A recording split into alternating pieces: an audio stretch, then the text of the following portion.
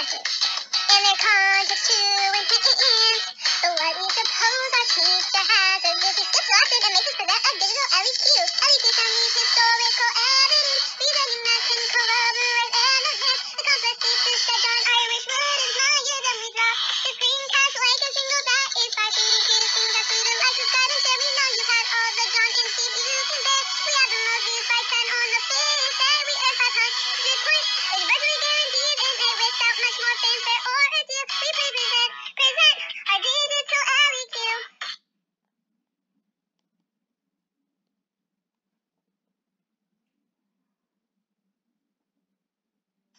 Hi, I'm Holly. Hey, my name is Micah, and this video is about the Columbian Exchange and the effect it had on AfroEurasia. Before we get started, throughout this video, think about these 3 big ideas. 1. How was AfroEurasia affected by the Columbian Exchange? 2. What led to European nations increasing in wealth? And 3. What was the Columbian Exchange? The thesis is, many people believe that in the New World, the Columbian Exchange brought drastic changes to the population, environment, and culture more than it did in the Old World. However, it had just as big as an effect on the Old World as it did the New World. While it may seem like those in AfroEurasia weren't as affected by the Columbian Exchange as the New World, there were changes that took place.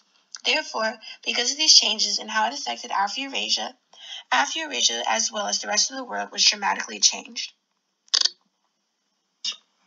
AfroEurasia was a part of the triangular trade. The other country was the Americas, and they took part in the Columbian Exchange from 1450 through 1750, which resulted in both positive and negative outcomes.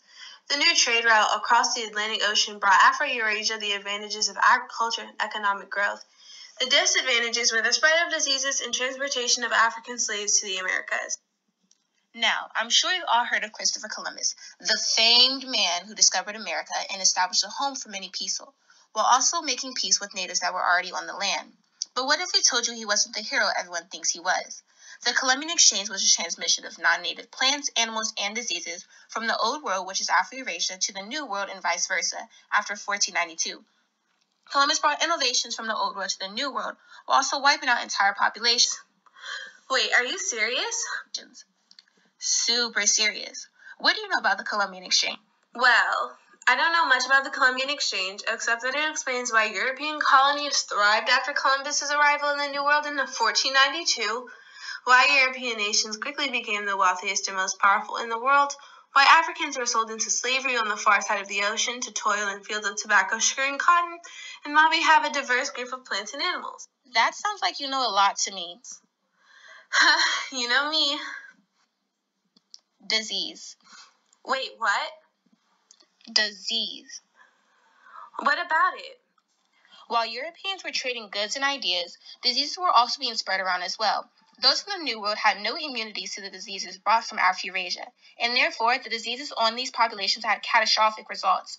Europeans brought diseases such as smallpox, measles, whooping cough, chickenpox, the bubonic plague, typhus, and malaria. Oh yeah, in AfroEurasia, populations had developed a wide range of immunities because when humans from AfroEurasia arrived in the Americas, they brought their diseases with them, which had devastating results. According to some estimates, populations in the more densely settled regions of the Americas, namely Mesoamerica and the Andes, may have fallen by as much as 90%. The spread of Afro-Eurasian diseases explains the conquest of American societies. Pause the video to read the reasoning and analysis. Animals. Are you copying me now? Yep. The migration of animals that originated in the New World to the Old World didn't cause a devastating amount of death to AfroEurasia compared to the New World because the main animal that was transported was the domesticated dog, which didn't transfer diseases to the extent it did in the America. Really? I thought it affected it just as much. Nope. But on a side note, turkeys became a staple food in the Old World with easy domestication, ease in cooking, and the amount of food it supplied. Turkey sounds good right now. Stop interrupting. Now, before I was rudely interrupted, large mammals, like the ones humans have been domesticated in AfroEurasia for millennia, were essential to people in Eurasia gaining acquired immunity to certain diseases. These animals lived in close contact with human beings and have much more diseases like smallpox that made the jumps to humans. Animals such as the cow, pig, and horse were in the Western Hemisphere until after the Columbian Exchange. Pause the video to read the reasoning and analysis. Oh, speaking of food, during the Columbian Exchange, AfroEurasia set a new balanced diet with additional crops, like cassava and potatoes, creating a population boom. Thanks to this, new innovative ways in maintaining the crops benefited the economy of AfroEurasia. In cases such as Africa, this created a foundation of stabilizing sugar as their main source of profit, and Eurasia beginning with new profits of cash crops, using slaves as their main source in economics. Cash crops? What are cash crops? Cash crops Aren't cash crops a crop produced for its commercial value rather than for use by the grower? If you already knew, why did you ask? You know what? Never mind. You know that European nations increased in wealth? Oh yeah, they used cash crops. During that time, it was a lot easier to cultivate sugarcane in the New World compared to Europe's harsher climate, which made it difficult. Europeans were introduced to tobacco, which had a negative effect in the beginning. Later, it was rebranded to contain medical properties which claimed that it could improve headaches and skin irritation. By 1590s, it became a global commodity, which grew the market to tobacco globally. They also used slaves for cheap labor compared to hiring colonists or natives.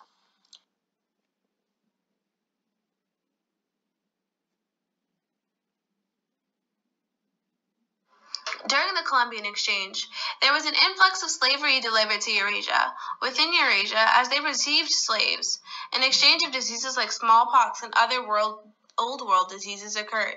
As slaves were transported to part of Eurasia, they provided cheap, free labor to those in power, since the Native American population dropped significantly from diseases. This added to the wealth in AfroEurasia. So AfroEurasia got most of its wealth through slavery and cash crops then, huh? Yeah, pretty much. Pause the video to read the reasoning analysis. Wait, you thought we were done? Nope, Holly, read the themes for our lesson. Well, humans and their environment is the first theme, because ever since the introduction of the Columbian Exchange, both populations of people and animals grew and also declined, leading to more ways to maintain society.